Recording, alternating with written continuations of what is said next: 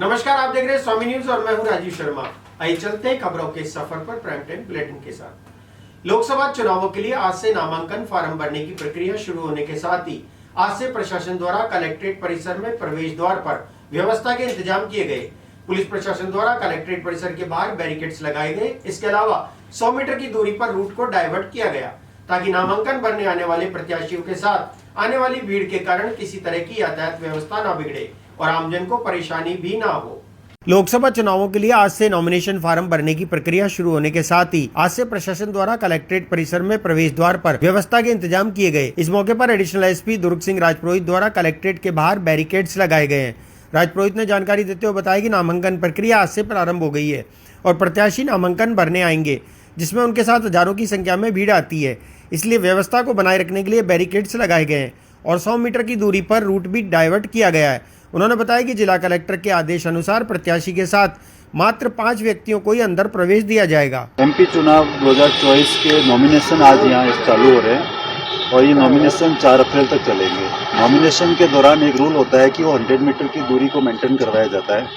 100 metre की दूरी को मेंटेन कराने के लिए हमने अम्बेडकर सर्किल इधर से और ये अजमेर क्लब की तरफ दोनों तरफ से हम रूट डाइवर्ट करवा चुके और 11 बजे से लेकर 3 बजे तक यह रूट डाइवर्ट रहेगा।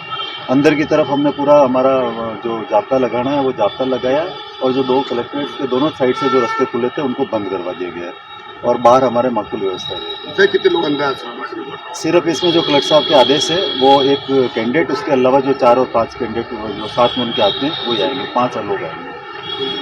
भारतीय जनता पार्टी से सांसद प्रत्याशी भागीरथ चौधरी के प्रधान कार्यालय का शुभारंभ अजमेर के सिविल लाइंस में किया गया। कार्यालय का शुभारंभ सनातन संस्कृति से पूजा पाठ कर किया गया।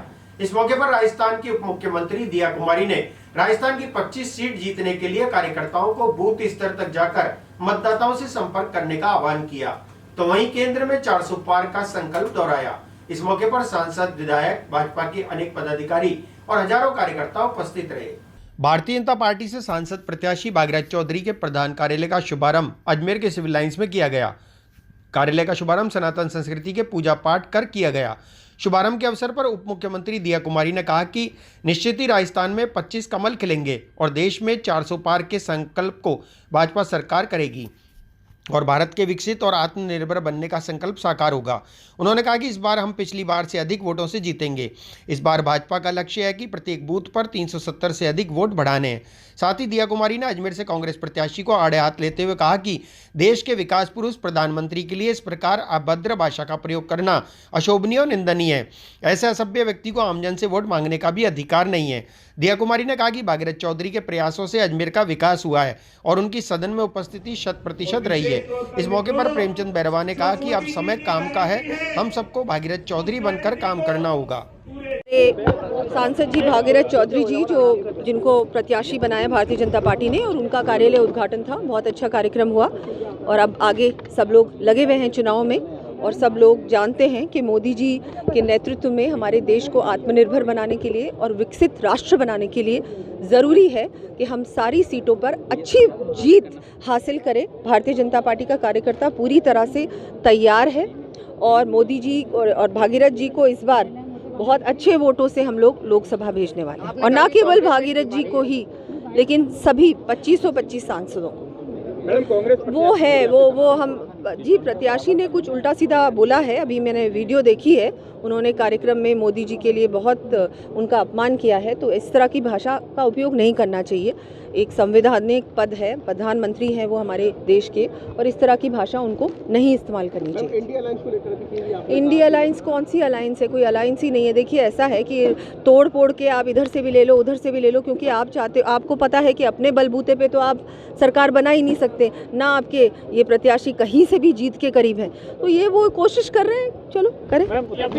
जेल में जाएंगे, मैंने कहा इनकी अलायंस के मुख्यमंत्री देख लिया आपने कि या तो जेल में है या उन पे केसेस हैं, तो ये तो कोई अच्छी बात थोड़ी। मैंने ऐसा नहीं कहा, मैंने कब कहा? मैंने नहीं कहा, आप पता नहीं अपने आप ही बोल रहे हैं। मैंने ऐसा नहीं कहा, मैंने कहा इनके जो गठबंधन है उसमें ज़्यादातर नेता भी, मुख्यमंत्री भी अभी या तो जेल में है या फिर उनके ऊपर इतने सारे भ्रष्टाचार के इल्ज़ाम हैं, केसेस हैं, तो ये तो कोई अच्छा थोड़ी होता।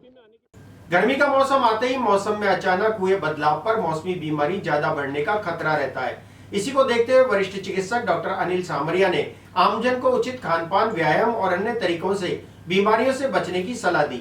उन्होंने कहा कि मौसमी बीमारियों में पीलिया, मलेरिया और डेंगू फैलने की ज्यादा संभावना रहती है, इसलिए बदलते मौसम में बचाव आवश्यक रूप से करना चाहिए।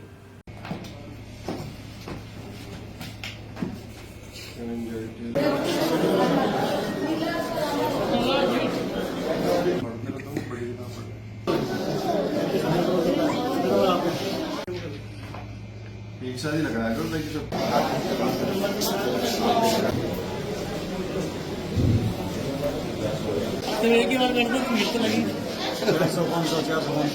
नमस्कार, मैं डॉक्टर अनिल सामरिया आप सबको अपनी सेहत को बराबर बनाए रखने के लिए, अच्छी सेहत बनाने के लिए मैं बताना चाहता हूं, क्योंकि मौसम में बदलाव तेज़ी से चलना है। सर्दी से गर्मी की ओर हम आ रहे हैं। इस मौसम में बदलाव के साथ ही मौसमी बीमारियों का आना संभव हो जाता है, क्योंकि कॉमन कोल्ड के पेशेंट बढ़ने लगते हैं। खांसी, जुकाम, बुखार ये केसेस आने लगते हैं, क्योंकि मौसम चेंज होता है, हम लापरवाही चालू करते हैं, जिसकी वजह से हम इनकी चपेट में आ जाते हैं। तो हमेशा हमें अपना स्वास्थ्य का ध्यान रखना है, स्वस्थ रहना है। जैसे मौसम बदलाव हो तो उस बदलाव के साथ ही हमें अत्यंत सावधानी की ज़रूरत होती है। खास के गर्म कपड़ों को हटा के हम शॉर्ट्स में घूमने लगते हैं, कम कपड़े पहनने लगते हैं और ठंड में भी घूमते रहते हैं बिना किसी गर्म कपड़े पहने। तो इस बातों का ज़रूर अवश्य ध्यान रखें। जिनको स्पेशली एलर्जी हो ठंड से, धूल से, मिट्टी से, इन सब से एलर्जी है तो अपना बचाव रखें। बचाव ही उपचार सबसे बेस्ट होता है। ऐसे ही अभी गर्मियाँ चालू होने वाली हैं। गर्मियों में बहुत सारी मौसमी बीमारियाँ आने की संभावना रहती हैं, जैसे पीलिया हुआ, मलेरिया हुआ, डेंगू हुआ। तो इसमें क्या होता है कि हम अगर मच्छर से बचना है तो हर एक ड्राई डे बनाया जाए वीक में, ताकि जैसे कूलर आएंगे तो उनको साफ पानी भरना है, पानी को चेंज करते रहना है। हमेशा स्वच्छता ही हमारा सबसे बड़ा बचाव है। पानी है उन सबको चेंज करें, पानी इकट्ठा ना होने दें, नालियों को साफ़ रखें। नालियों में अगर गंदगी पड़ी है तो उसको क्लीन करें। बाहर की रोड के नालियाँ अगर ख़राब है तो उनको साफ़ करवाएं।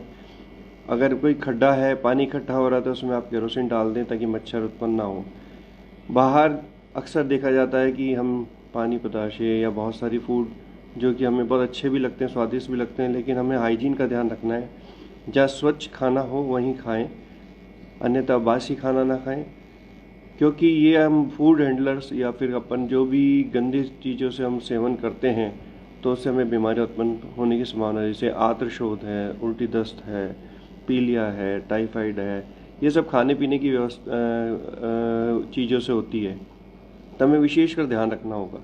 और रही बात आप जैसे पूछ रहे हैं कि पीलिया क्या होता है, पीलिया जनरली जो खाने पीने की चीज़ों से होता है, फीको ओरल रूट से फैलता है। हेपेटाइटिस ए और ई दो ऐसी पीलिया होते हैं जो कि अक्सर गंदी वस्तुओं का सेवन करने से या इन्फेक्टेड चीज़ों को खाने से, जिसमें कि वायरल हेपेटाइटिस ए और ई होता है, या फिर उनसे जिसको वायरल हेपेटाइटिस ए और ई हो रहा है उनके फूड हैंडलिंग करने से और इन्फेक्शन होने से हम खा लें, या उनके जो फीकल मैटर है उसका जो वायरस उन खाने के पदार्थों में जाके बैठ जाते हैं मक्खियों के थ्रू या कैसे भी, तो हम उसका सेवन करें तो वो वायरस अपना प्रभाव दिखाता है, जो कि 30 से 130 दिन या 180 दिन तक ले सकता है। डिपेंड करता है कौन सा वायरस अफेक्ट कर रहा है। दूसरे वायरस होते हैं बी और सी, जो कि ब्लड के ट्रांसफ्यूजन, गंदी गिरल या इंजेक्शन लगाने से होता है, और ब्लड ट्रांसफ्यूजन से भी हो सकता है। तो वो तो हमारे को सावधानी बरतनी होती है। अगर हम सावधानी रखेंगे तो हम सबसे बच सकते हैं। तो मेरा सभी से निवेदन है कि अपनी सफाई का, स्वास्थ्य का ध्यान रखें, स्वस्थ रहें।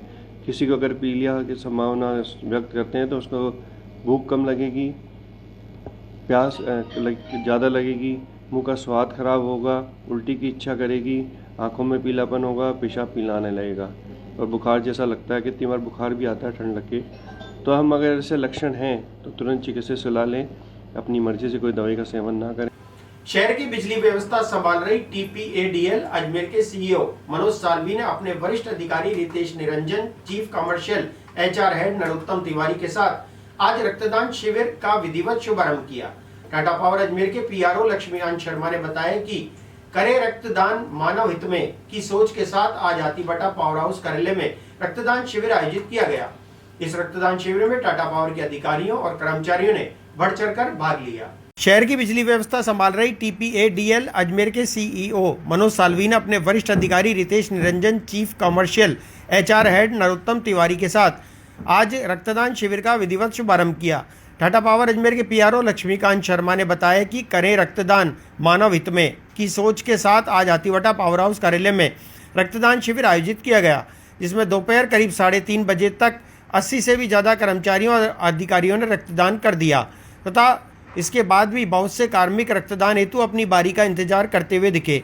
शाम तक करीब 150 यूनिट रक्तदान होने की उम्मीद बताई गई। गौरतलब है कि टाटा पावर अजमेर प्रबंधन टाटा वॉलंटियरिंग वीक 21 के उपलक्ष्य में और क्योंकि इंसान का खून ही इंसान के काम आता है, ये जाति, धर्म और लिंग भेद से दूर अपने रक्त समूह के अनुसार एक इंसान का दूसरे इंसान को रक्त काम आता है, उसी की थीम के साथ आयोजित किया गया। इस रक्तदान शिविर का आयोजन में सभी कर्मचारी और अधिकारी उपस्थित रहे। नमस्कार, मैं मनोज साल्वी, CEO TPADL अजमेर। आपका सबका इस ब्लड डोनेशन कैंप में बहुत बहुत स्वागत हो। आज हमने ये ब्लड डोनेशन कैंप जो ऑर्गेनाइज किया है, ये हमारी टाटा वॉलंटियरिंग वीक के तहत किया है। पिछले साल भी हमने ये किया था। ये बड़ी नोबेल कॉज है, सबसे बड़ा दान है और मैं आपके माध्यम से अजमेर वासियों को आह्वान करता हूँ कि इसमें आप पार्टिसिपेट करें, बड़े जोर से पार्टिसिपेट करें, रक्तदान करें और एक अच्छे कॉज के लिए सपोर्ट करें। कितने यूनिट का लक्ष्य, कितना यूनिट का रखा है? लक्ष्य तो 150 यूनिट का है। एक्चुअली ये सब चीज़ में लक्ष्य अनगणित होना चाहिए और अजमेर में 7-8 लाख लोगों की मौजूदगी है, तो उसमें से 150 कुछ भी नहीं है। अब तक कितने लोग आ चुके हैं? कितना उत्साह लोगों में बैठा है? उत्साह तो बहुत भारी उत्साह हमारे कर्मियों में है। हमारे कर्मचारी सब यहाँ आपको दिख रहे हैं। 30-25 कर्मचारी तो ऑलरेडी आ चुके हैं और शायद 10-15 लोगों का ब्लड डोनेशन हो भी गया।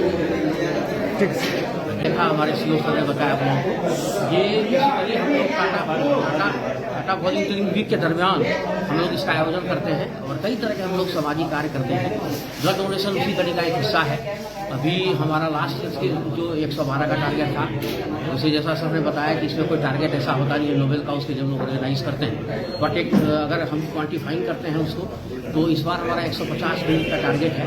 और इस प्रकार से हमारे एम्प्लॉइज़ में, हमारे स्टेक होल्डर्स में, इवन अजमेर के कई सारे क्या कहते हैं सामाजिक संगठनों से भी लोग आ रहे हैं। हमें उम्मीद है कि ये आंकड़ा बहुत छोटा पड़ेगा हमारे लिए और उसको भी हम लोग एक्सीड करेंगे। और काफ़ी उत्साहवर्धन है एम्प्लॉइज़ में। सुबह से कैंप शुरू हो चुका है, अभी तक 35 के आसपास हमारा डोनेट कर चुके हैं एम्प्लॉइज़ और आगे भी ये संख्या हमको लगता है कि निरंतर रहेगा और जारी रहेगा। Thank you. आज ईसाई समुदाय यीशु द्वारा पैर धोने की विधि को दर्शाया गया। इसमें यीशु ने ईश्वर पुत्र होने के बावजूद मानवता का उदाहरण दिया, अपने 12 शिष्यों के पैर धोए और उनसे सुसमाचार के प्रचार के लिए भेजा। इस संदर्भ में चर्च के पल्ली पुरोहित फादर रेमंड ने बताया कि ये 12 शिष्यों के पैर प्रेरित प्रशासक बिशप ओसवाल्ड लुइस ने धोए। ये 12 शिष्य निष्कलंक गर्भागमन के विश्वासी गण होते हैं। आज ईसाई समुदाय यीशु द्वारा पैर धोने की विधि को दर्शाया गया। इसमें यीशु ने ईश्वर पुत्र होने के बावजूद मानवता का उदाहरण दिया, अपने 12 शिष्यों के पैर धोए और उनसे सुसमाचार के प्रचार के लिए भेजा। पर इन शिष्यों में से एक जूडस विश्वासघाती निकला। उसने सिपाहियों से यीशु को गिरफ्तार करवा दिया।